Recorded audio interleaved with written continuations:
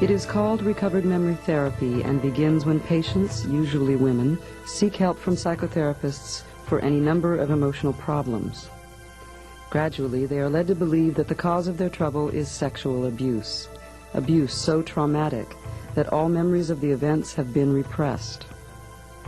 To unblock these purported memories, patients enter into long-term therapy with devastating consequences for themselves, their families, and society. I'm Lee Coleman, and I'm a psychiatrist. Also, I'm trained in child psychiatry, so I work with both adults and children. I went to school at the University of Chicago for my medical training, and my psychiatry training was at the University of Colorado Medical Center in Denver. And almost from the very early days of when I began to practice psychiatry in 1969, I began to see things that concerned me, particularly when psychiatry would get involved in issues having to do with state power, state authority, and the law. My name is Laura Pasley, and in 1991 I initiated a lawsuit against some therapists for inducing false memories, therapeutic negligence, and fraud. Been working with men and women for the last 2 years who have been in the same situation that I was in. They went into a therapy situation where they went with a problem of some kind and came out believing in recovered memories that they obtained in therapy and in the therapeutic process. The last year I've taken in over 300 calls and dealt with women and parents and families all over this country and several others. My name is Patrick Clancy. I've been an attorney in California since 1974. In 1979, I started handling false accusation cases of child molestation. There was a great increase in the number of cases caused by the new child advocacy movement.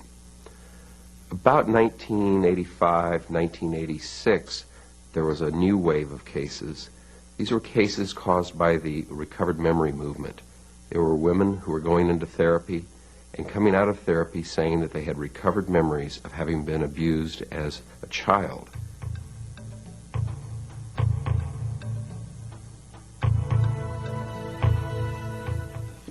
December 20th, 1985, I went to therapy for bulimia. I went in there after reading a book about a therapist who was an eating disorder specialist. I had a real severe problem with bulimia and had been that way since I was 10. In 1981, I had found out it had a name. So all that time growing up, I thought that I was abnormal or something, was severely wrong with me because I didn't know of anybody else that did that, binging and purging. I got to a point at times in my life where I was binging and purging, sometimes 15 to 20 times a day. I would go at night from restaurant to restaurant and eat and then throw up. My weight would fluctuate, but I kept it usually about 130 pounds. I weighed 132 pounds when I went to the therapist. We began the first day by him telling me that I had a death wish, that his exact words were, to have a death wish to the magnitude that you have, you had to have buried something so traumatic and so horrible that it would take years of hard work and hypnosis to uncover the uncover the damage, uncover what caused it. I've talked to a number of my clients who are now suing their therapist, who session after session would come in, and the stated purpose of the session was to explore for memories of childhood sexual molestation. Now, they didn't say you were molested by your father on such and such a date, but they set the ground rules, and the ground rules were, we're looking for sexual molestation that you have repressed. He told me that day 80 to 90% of bulimics or eating disorders had either had some kind of sexual abuse or incest in their background. I told him right off the bat that I had been sexually molested as a child. It was an event that I had suppressed off and on throughout my life, but I basically remembered it happening. I was at a swimming pool, and I was 9 years old, and it was a molestation. But he told me that wasn't deep enough, and it wasn't repressed, so we had to go deeper. Totally discounted it. He was only the second person that I had told in my whole life, and so, I felt kind of negated. And so the first stage was to convince the people that, in fact, they had repressed memories. In the patients that I have represented, they even fought this. They say, no, I didn't. And the therapist would keep insisting, this is the explanation of your problem. This is the source of the problem. They would not go and treat the presenting problem. They had to go and handle the repressed memories. Then the next thing that they would do is start working on them in terms of recovering the memories. So the next office visit was spent, and the whole hour he kept asking me when I was going to accept the fact that my brother had tried to kill me. Because the image that had come into my head was of a boy holding a pillow over the face of an infant. So the age correlation would have been the same as my older brother, who he knew I always had problems with. And I kept arguing with him, this couldn't have happened, this didn't happen, this isn't, it was just a dream, because it felt like a dream, only I was awake. He said it was a flashback, and until I accepted the fact that my brother had done it, had tried to do this to me, that I wouldn't get on the road to getting well, that we had to find the trauma that caused this. So after I left there, I was real upset, and I called pastor friend of mine, and I was real shook. And I got home, and the pastor's secretary called, and she read the Bible to me and just kind of quieted me down. But at that point, I began, perceiving my family differently. They became people who had the potential to hurt me, the potential to be evil, when I had never known that before. We had problems in our family, but I never perceived them as evil people. After that, the images just kept getting bigger and bigger each time. Every single session, he had me then coming twice a week. I'd gone from once to twice a week. And the images started getting worse and worse. My older brother had begun in the images molesting me, at different times. And then it escalated to my mother. I had one particular flashback where I was sexually abused with a coat hanger by my mother. And at that point, he began telling me how evil my mother was, and that my dad never protected me from her. And so by this time, I had a vision of my entire family being capable of some pretty evil things.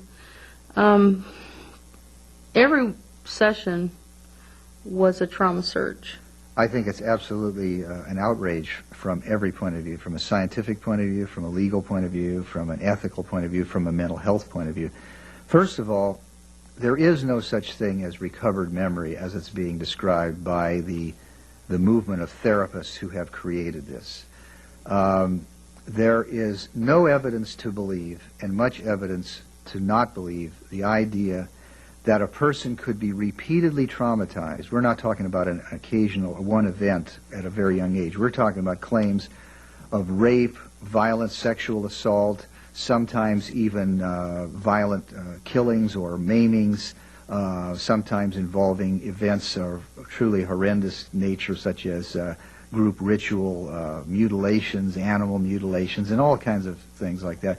But even in cases that don't get that far, we're talking about allegations which involve repeated bodily violations in the age range of, 8, 9 years old up to 15, 16 years old, and then the claim that I didn't know about this until my therapy helped me recover it. In the whole 4-year period, it started out with those type and ended with my therapist, or me imagining having watched my granddad hang someone. And I had been raped by my granddad, and my brother, and a neighbor, and all of these things were appearing in flashbacks.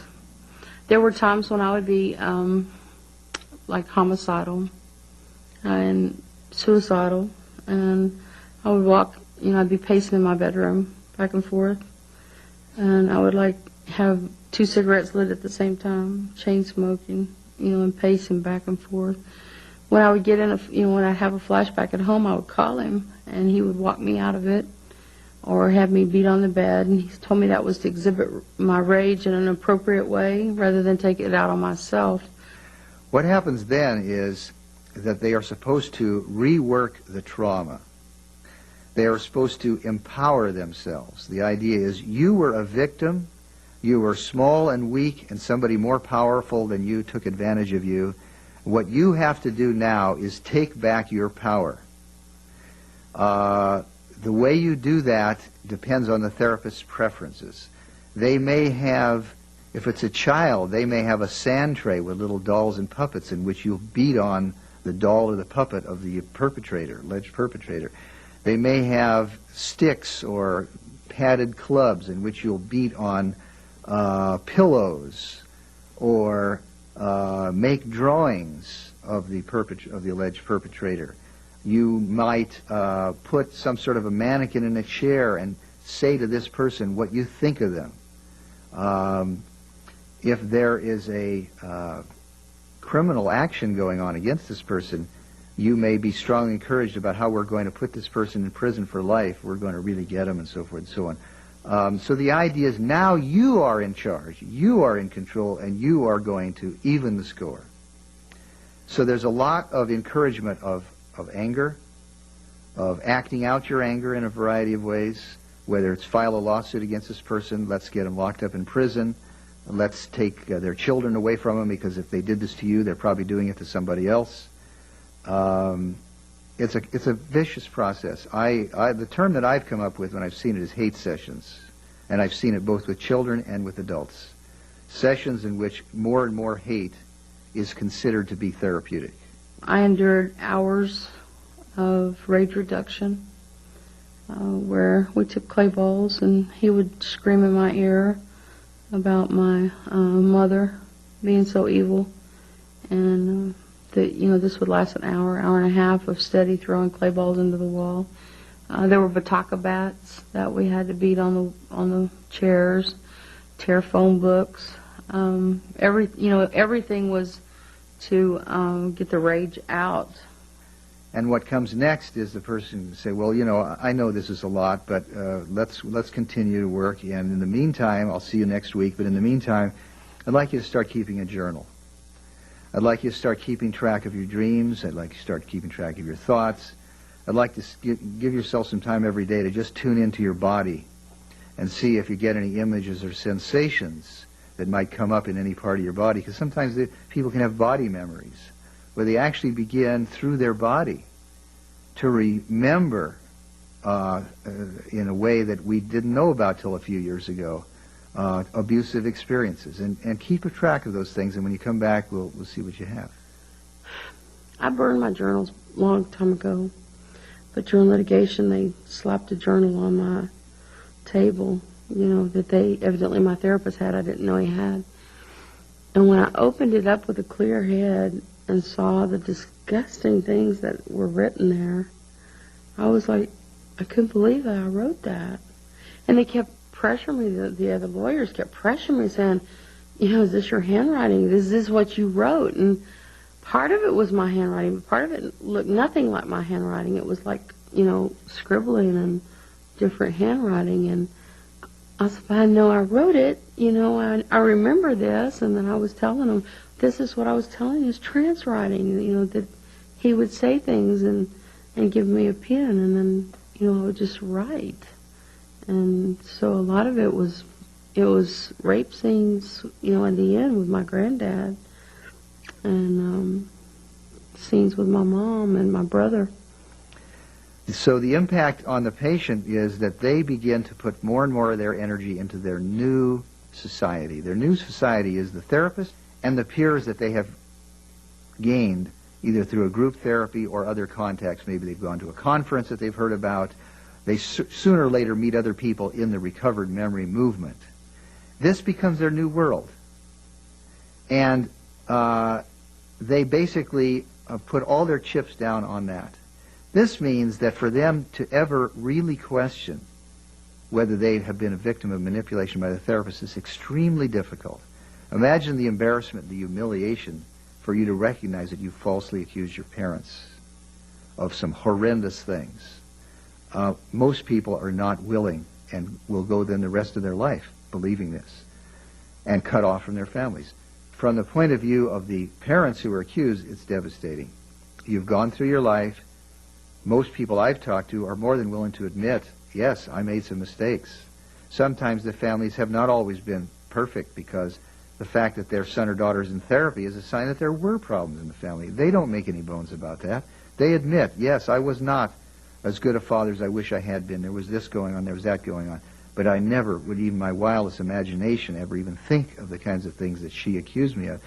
And so here you are in your later years, and it's the kind of thing where if somebody's accused of molesting a child, you can't ever really escape it. Anybody who hears about it always wonders, was it true? Could it be true? There's humiliation, there's degradation. Your own sex life goes to hell. You've lost a daughter. And what about if you have other sons and daughters?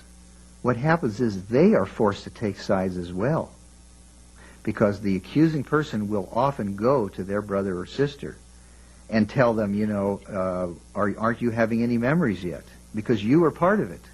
I remember that you were abused when I was. I've had cases where they say, you know, you also abused me because Dad made you. Don't you remember that? What happens then is sometimes the brother or sister will gradually get on board and start saying the same thing. Other times, no. They will hold firm and simply say, this is nonsense. But it can happen then that the parents can lose more than one child.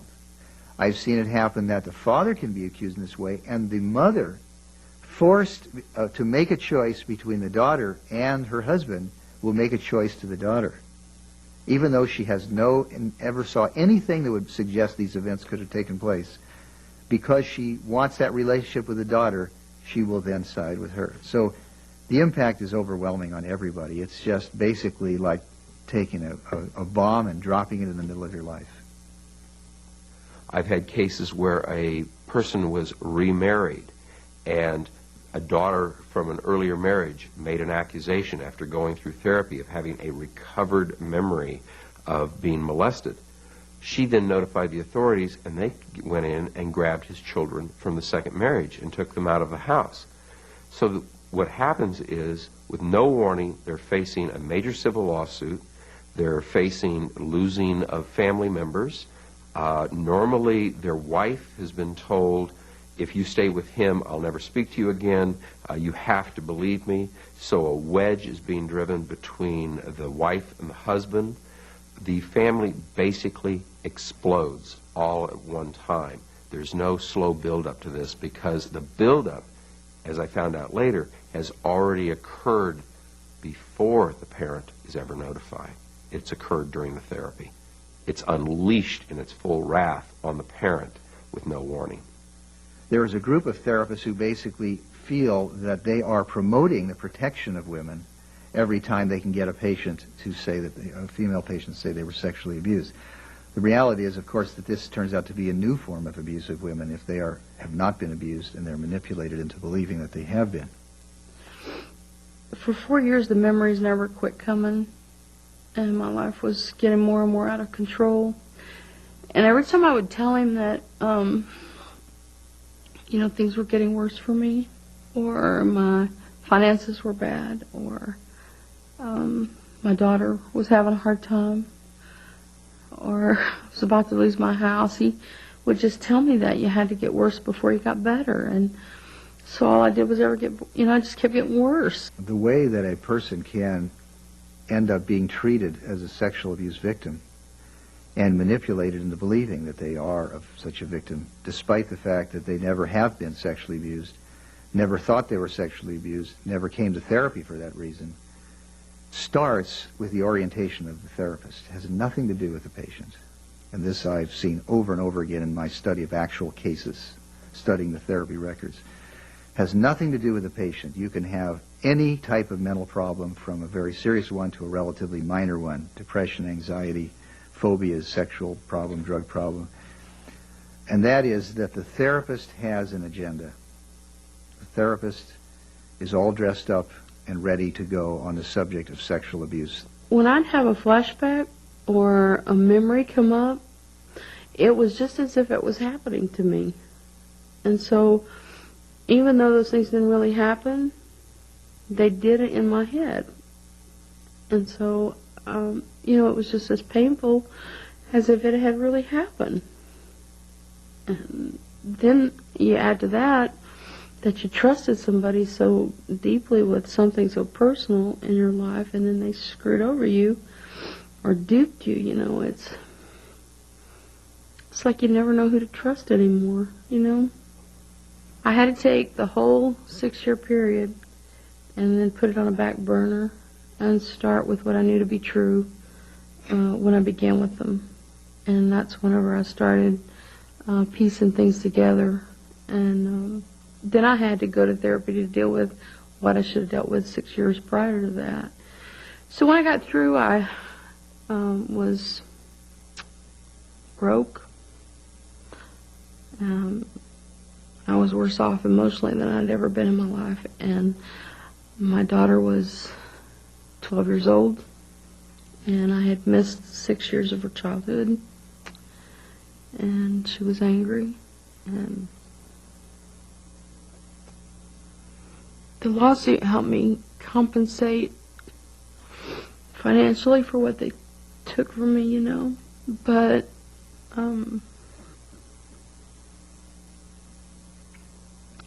there's nothing that can bring your years back.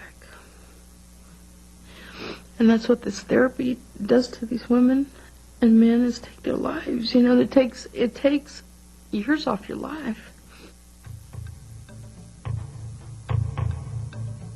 Laura is not alone. In 1992, the False Memory Syndrome Foundation was founded by parents accused by their adult children of sexual abuse. Today, the foundation has over 14,000 members, and its board of directors includes some of the most prestigious researchers and leaders in the field of mental health. Recently, medical and professional organizations worldwide have issued warnings about the reliability of sexual abuse claims based on this new form of therapy. Let's take a look at why these organizations are concerned and what has created this epidemic of false accusations. There definitely is an epidemic of these accusations of sexual abuse coming from adults who claim that they have suddenly unblocked or recovered previously repressed memories, in which usually they're accusing a father, but it can be another male figure with a female being the accuser. That's the most common pattern, not the only one.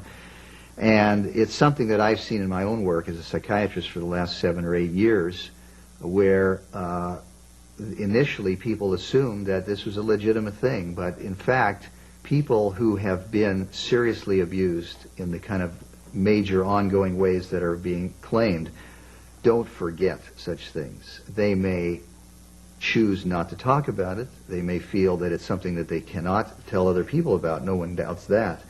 But the evidence is overwhelming from both laboratory work as well as clinical work that people don't forget those kind of major traumas. If anything, they may have a problem with it being intruding upon them too much. What is going on instead is that these are people who've been caught up in a network of manipulation and suggestion, most often through therapy with mental health professionals, although it can even happen outside of therapy through the many TV programs and books and articles and word of mouth, which is now spreading, which is giving people the idea that you may have been sexually abused even though you have no memory of it.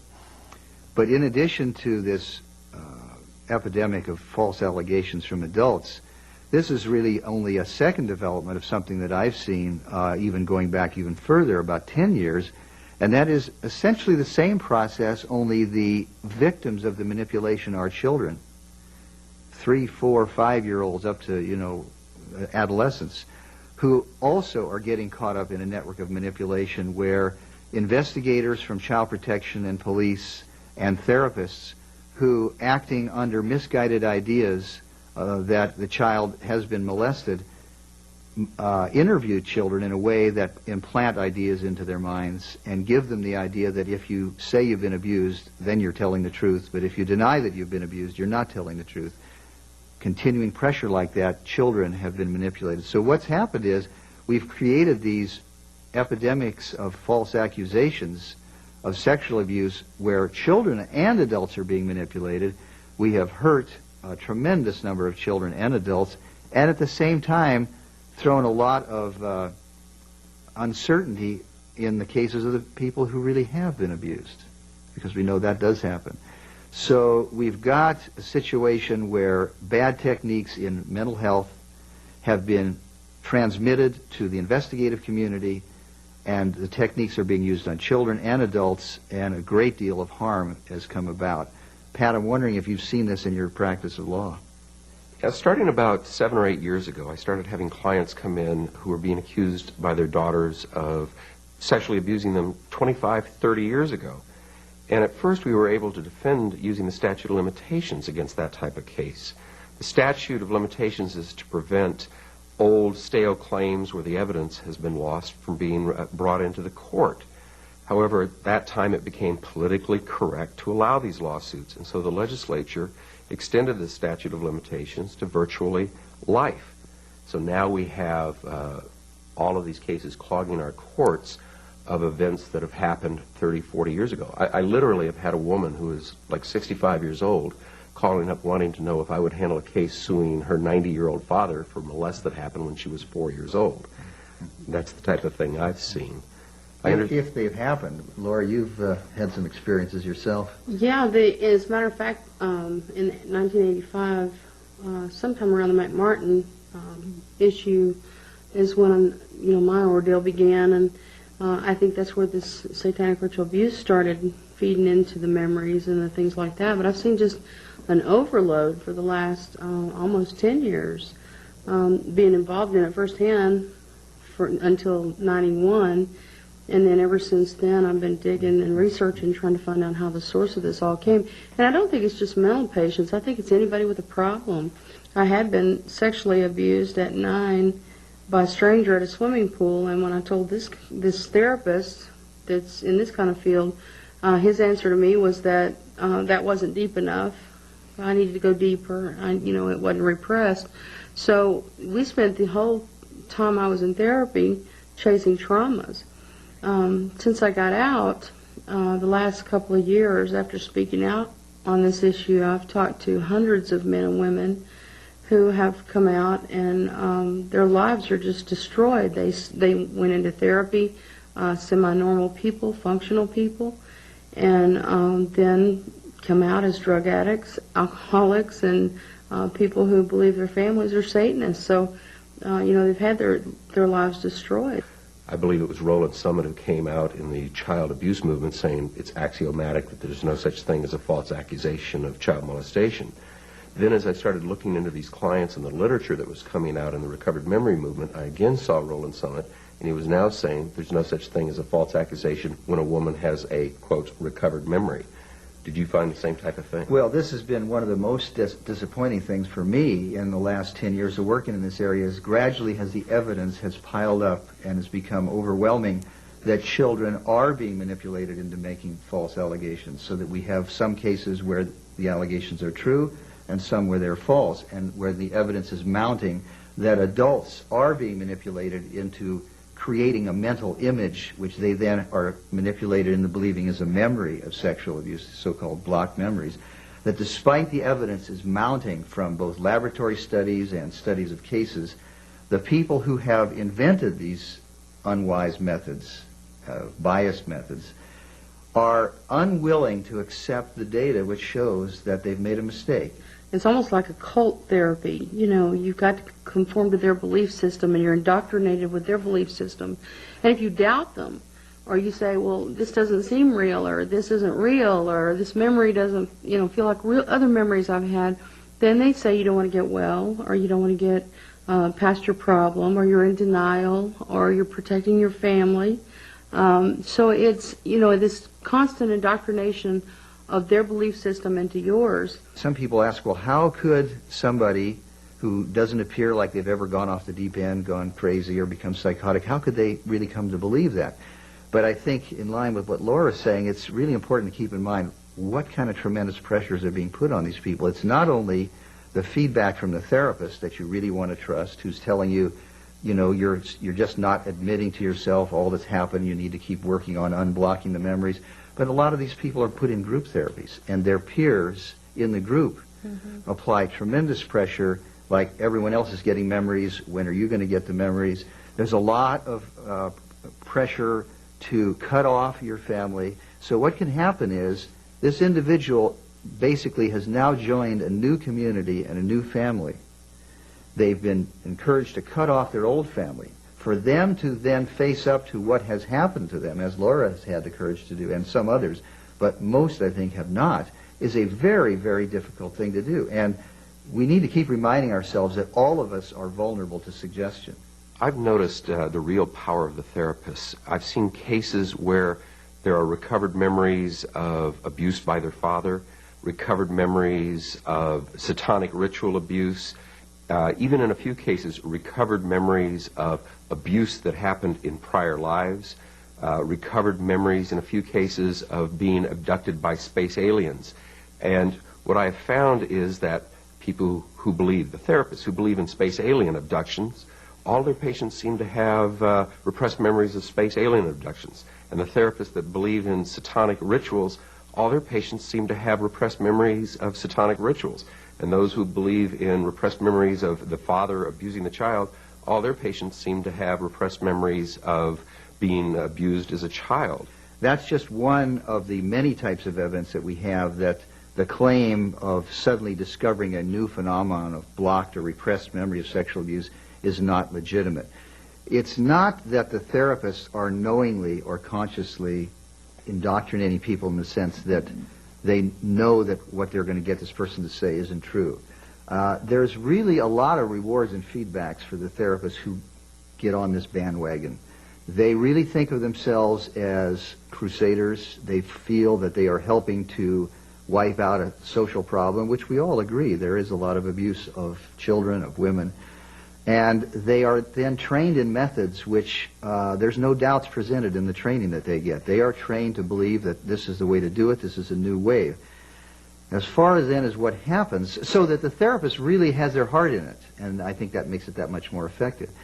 I think then what happens is that when a patient comes in, whether they present with depression, anxiety, eating disorder, sexual problem, maybe a drug problem, the therapist can present to the patient that, you know, I've seen these kind of symptoms, and we are finding out that these are typical of people who have had abuse experiences in their life.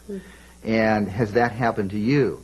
If the patient does not have recollections of those kind of experiences, then next the therapist, in all good conscience, because they believe it, can say, well, you know, sometimes you may have had these things happen, but it doesn't mean that you're aware of it now, because you may have blocked it out. You may have pushed it so far back, and the real key to helping yourself is to work with me enough that we get to the bottom, we get to those things that you may not remember but have actually happened. Next, what happens is that if you do comply with this, and you see the positive reaction that you get from the therapist, and if you're put in a group setting, the other people in the group, you get a lot of rewards for this. The message next is, well, what else? What else happened to you? And I've studied many cases where people get to the point where their instincts, I think, begin to tell them that enough is enough, and then the therapists start giving them feedback. I don't think you've gotten to the bottom of things. Why are you going into denial? Why are you resisting? And the pressure is on for the patient to continue. And that is how the allegations build and build and build. I left that therapy group, Xanax addict, and had to wean myself off of it, and in fact, had overdosed on numerous occasions with it, and ended up in emergency rooms. So it kept escalating. Spent two visits in the psychiatric ward. We talked about how seductive this whole movement is for therapists, all the feedback they get. Imagine the goodies that the patients get, because basically the message is whatever problems you have, whatever mistakes you've made in your life are the responsibility of somebody who has abused you. And the more we can recover abuse, the more we can put the blame for your problems and your mistakes on those people, and they will be the focus of all your anger. And it really is a kind of a big cop-out. Of course, our past experiences are important in why we are what we are. But there comes a time when you've also got to shift your focus to say, hey, whatever is ultimately back there, I am responsible for my behavior. I'm going to have to pay. I'm going to have to be held responsible. Other people are going to hold me responsible. But this therapy takes you just the other way. We end up training people to blame everybody else for their problems, and it's so terribly destructive to patients. It really violates the first tenet of doctors and therapists, which is first do no harm. These kind of techniques are positively damaging people rather than helping them. Well, also, we talk about the damage to the patient. There was also an incredible amount of damage done to my daughter using the same techniques. I would be at my home having what he termed flashbacks, and I would always call him. I called him all the time. And he would have me take a broom and beat on the bed, over and over and over. And anytime I voiced, the opinion that this might be scary for my 6-year-old daughter, he said, no, this will teach her to be, to exhibit her anger in a healthy, appropriate way. And she endured hours of, screaming in pillows and throwing things, because he said it was healthy. Seems to me that this whole process starts with the original diagnosis of a repressed memory. In the popular literature that I've looked at, including The Courage to Heal, which is the Bible of the recovered memory movement, and E. Sue Bloom, they have a laundry list of symptoms that are supposed to tell you whether or not you have repressed memories of abuse. You could be a victim of sexual abuse if you are overprotective of children, are unable to protect children, are super alert, are spaced out, are promiscuous, are frigid, have gastrointestinal problems, suffer from gynecological disorders, suffer from headaches, are a risk taker, are unable to take risks, are an alcoholic, abstain from drinking, avoid mirrors, like to wear baggy clothes, have recurring dreams, fear dentists. So the fact is, this is pure manipulation on the part of the therapist. There aren't any symptoms which will tell you what is the cause. But I've also seen more invasive methods used in some cases: hypnosis, age regression, guided imagery, and the use of sodium amytal interviews. If somebody makes a claim during hypnosis, during an amytal interview, or using some of these other methods that you've described, age regression and so forth, they and the therapist may have a belief that, oh, now we know it's true because you didn't just tell me, you said it, quote, under hypnosis. You said it during an amytal interview. They may put greater faith in it than if they just recounted it in an ordinary interview. So actually, these techniques are worse than if nothing was done, because you are encouraging false information and giving it a false credibility. And as a matter of fact, back to your area, the courts have even recognized, as you know, that interviews done under these circumstances are particularly suspect, and in some cases have actually blocked and prevented those kind of interviews from being done. So I think the courts have recognized what in the mental health field we know, that these techniques should not be used if your goal is to have accurate historical information. Well, so far we've been talking about the effect on the patient. One of the things that I would like to talk about is the effect upon the person who's being accused. I know Laura here was, in essence, an accuser at one time, but I've had many people come in who are being sued, and the patterns I'm seeing are repetitive. It's always the same way. Usually they get a phone call from their daughter saying, I can't see you anymore, I'm in therapy, I need time alone, please honor my request, and they become isolated. Then weeks or months may pass, and they're invited to a group therapy session, or a family therapy session is the way that it's represented. They go there, and they're told, she has something to tell you, you shouldn't talk back to her or anything, that'll delay her recovery. Just listen to what she has to say. They sit down, and for the first time, the father hears that he's being accused of some horrendous act, and he's being told not to deny it because that'll hurt her therapy, not to say anything. In many cases, the wife is being asked, do you believe me? And if you don't believe me, I never want to see you again. So out of the clear blue, the entire family is being shattered.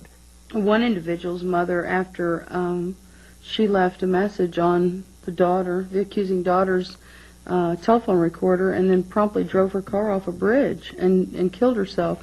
There's parents that are dying There have over definitely been suicides. As a suicides, result. not only suicides, but stress from, the heart attacks.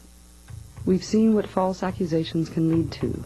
The next step is knowing what to do about it. So the first thing I think parents need to be helped to understand is this is not a problem of mental disorder causing these statements to be made. It's the influence of the therapists which is the cause. Many times the parents want to believe it's mental disorder because it kind of excuses their son or daughter as though, well, they're not doing this to me, mental illness is doing it to me. But the fact it is the son or daughter that's doing it. Ultimately, it's the therapist that is behind it, but the son or daughter has allowed themselves to be victimized. I think the next thing that I see is parents who feel that the way to respond is to try to placate their son or daughter, to apologize, even though they say, well, this didn't happen, but if I've done something to make you this angry, I'm sorry, and isn't there any way we can reconcile? In my experience, that encourages the hostility to get even more. It's taken as an admission of guilt.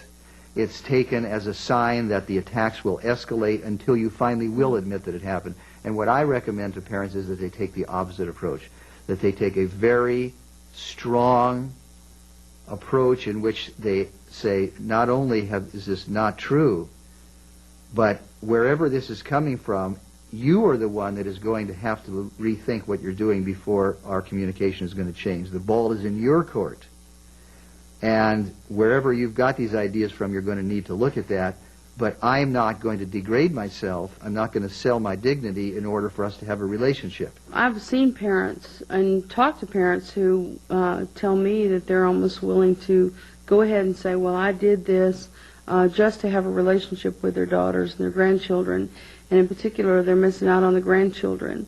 They say, if I just admit this happened or say this happened, that, then it'll all be over with.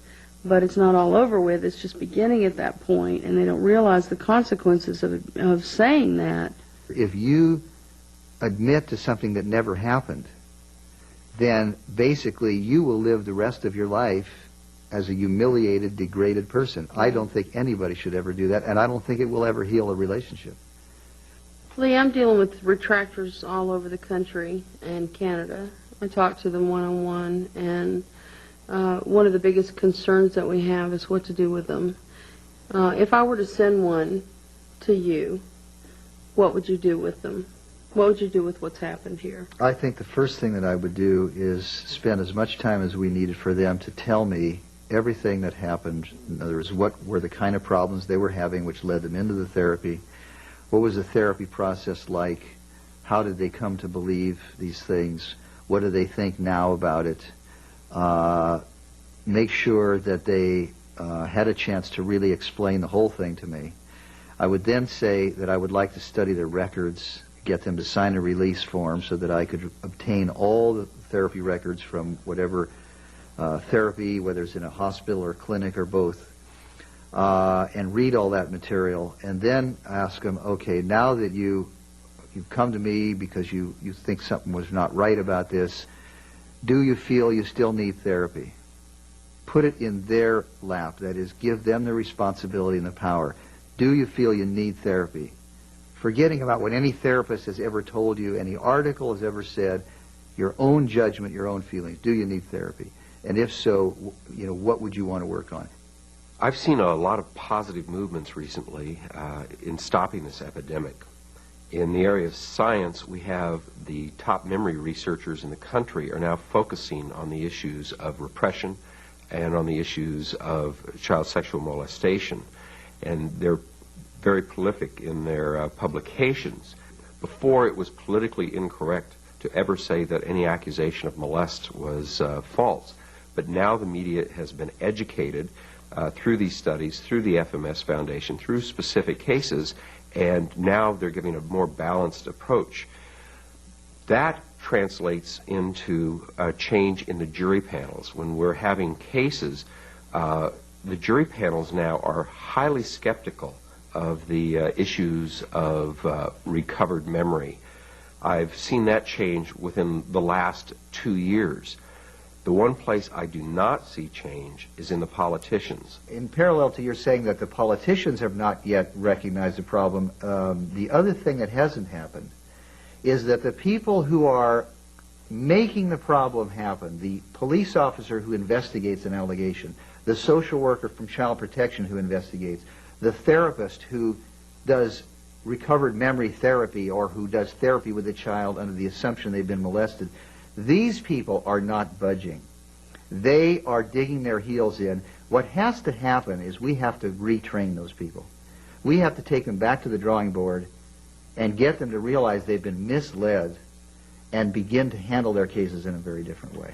Well, I'm aware of why they're being mistrained. I managed to get my hands on the training manuals for the police in the state of California back over the last 8 years. And when I looked through them, I found not even one sentence about false allegations. And with all this research going on memory, on suggestibility, I couldn't understand why. And then I took a look at the front of the manuals to see who wrote them, and it was a combination of child advocates and police officers. So in essence, the manuals that are being used by the police officers have been censored of all of the scientific research that has gone on over the last 8 years. It's interesting that you should bring that up, because I just recently read an article about a study that came out from the National Child Abuse and Neglect Association, and they investigated over 12,000 claims of group satanic ritual abuse and found no evidence for any of it to be true.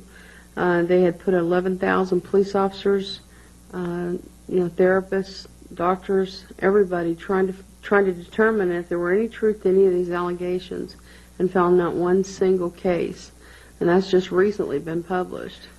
I believe the final chapter of the recovered memory movement is being written at this time. What is happening now is that retractors and third parties are starting to sue these therapists for malpractice. The other thing that I've seen is the American Medical Association, the California Association of MFCCs, and the American Psychological Association have all recently come out with warnings, some of them very direct, saying you're going to get sued for malpractice, others saying recovered memory is fraught with danger, warning their members that they're going to get hurt if they practice in this area, and to be very careful. Well, since I settled my lawsuit in '93, the media has given a more balanced view of things. Used to, it was always on the survivor side, the cult side, that type of thing. Now they want to see what's going on in the therapist's office. They've gone into therapist's office, and they're given a real balanced view of things. Some of them just present both sides, but still when they do that, I mean, it's so illogical what's going on in there in some cases that, the normal person reading this is just appalled. And I've noticed even a change in my office, where when I began this, it was like nobody talked about it. They knew I was doing something, but they really didn't talk about it. So the attitude, to me, of the American public, period, is changing. They're starting to be more skeptical. They're starting to think about this stuff and realize that it can, therapy can induce false memories of sexual abuse, and I think they're asking questions more. Not only in therapists' offices do sensational descriptions of recovered abuse pass for historically accurate accounts of the past. Talk shows have given a forum to Hollywood personalities to describe their revelations of abuse, pitting retractors against survivors in heated confrontations. And the tenets of the recovered memory movement have been popularized in self-help books. 750,000 copies of The Courage to Heal alone have been sold. One of my first big introductions to the recovered memory movement was sitting down and reading this 400 to 500 page book entitled The Courage to Heal. What I found was there's a chapter that has a list of symptoms, and if you have these symptoms, they explain that you have repressed memories of childhood sexual molestation. The problem was that this laundry list of symptoms basically fit every human being in the country, but only gave one explanation. If you were depressed, if you were overly happy, if you were protective, if you weren't protective, it just went on and on and on. The next chapter sat there and said, well, it doesn't matter if you don't have any memories of being abused. We'll help you remember. And they actually had exercises and things to do to help you remember your abuse. Then after you worked through that chapter teaching you how to remember your abuse, then the next chapter went on to teach you how to believe your abuse. In other words, if you weren't certain if this was real or not real, it told you to believe. The evidence is very clear that the things that we knew before are just that much more important to pay attention to. In other words, we now have documented how easy it is to get somebody to come to say things that we can prove didn't happen. And it doesn't have to be a little child. It could be any age. People like Stephen Ceci at Cornell have summarized hundreds of studies of both his own and others showing that all people can be manipulated into saying and apparently believing things that didn't happen. Elizabeth Loftus is another important person who has demonstrated in some specific examples of making suggestions which everybody knew were not true. Our representation of the past is not fixed and immutable, but a living thing that changes shape, expands, shrinks, and expands again.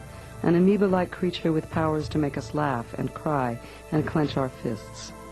Enormous powers, powers even to make us believe in something that never happened. My own study of cases over and over again, I've seen examples of statements made by adults or children which factually could be proven could not possibly have taken place. It's not just a matter of opinion, but were either physically impossible or were factually proven couldn't have happened. So the evidence has just become that much stronger from the research that memory is a fragile thing. It doesn't mean that the person is lying. And I would say probably the most important thing to keep in mind here is that if in an individual situation we must try to make a judgment as to whether or not what somebody says is a memory is reliable, we must study not just what they say now, and certainly not just how they say it. A lot of people think you can study their demeanor, their facial expression, body language, because if they actually believe it, they're going to look like somebody who's telling something that really happened. You must take a historical approach. That is, you must study the possible influences on the person that may have influenced what they are now saying.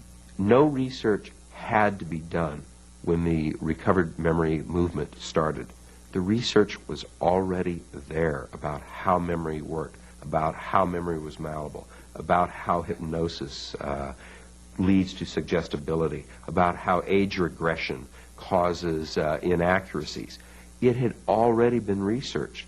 What the recovered memory movement did is they ignored all the scientific research that was already available, and they continue to ignore it. A person who's being accused of a sexual molestation based upon a recovered memory during therapy is much better off today than they would have been just 5 or 6 years ago. The research is getting out to the public through an organization called False Memory Syndrome Foundation. The False Memory Syndrome Foundation has been able to generate a tremendous increase in awareness on this problem in a very short period of time, simply by people who were accused banding together, saying, this is nonsense, it didn't happen, where is all this coming from, generating information, gathering together people to meet, to talk about it, producing literature.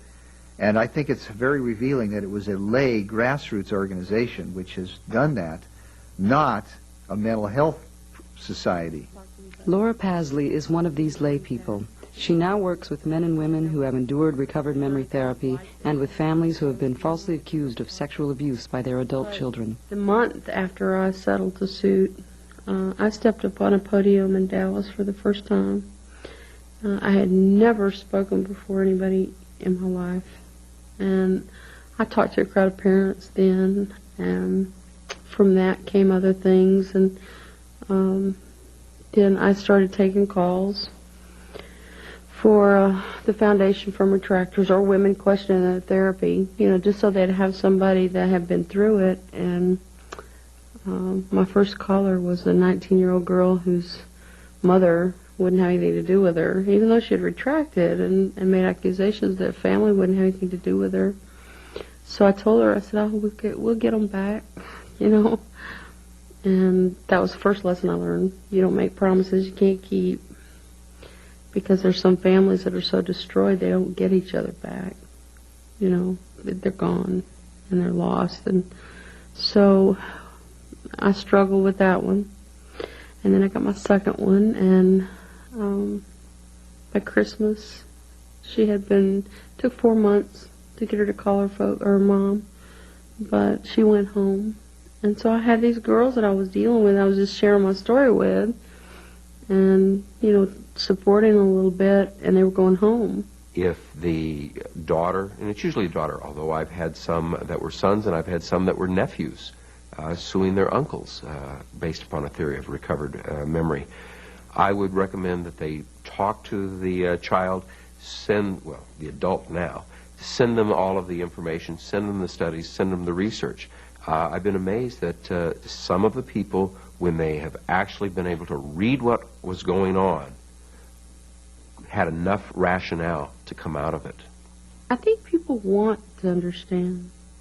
I think that, the girls, especially in the therapy that are questioning, want somebody that can tell them what happened, because you feel so dumb when you come out.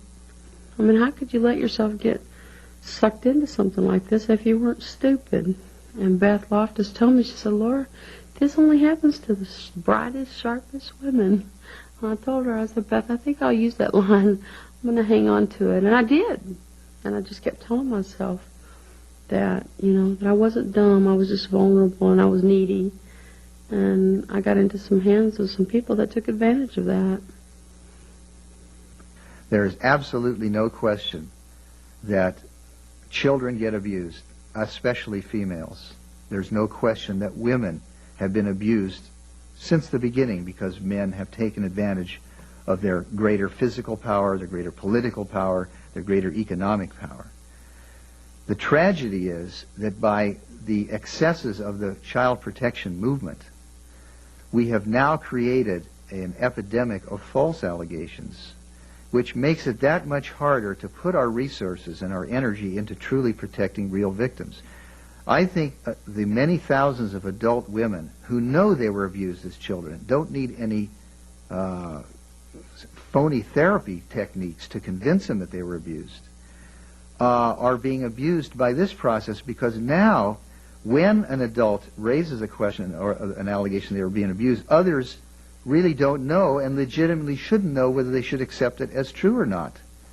We have got to quit with the slogans, believe the child, or believe the woman.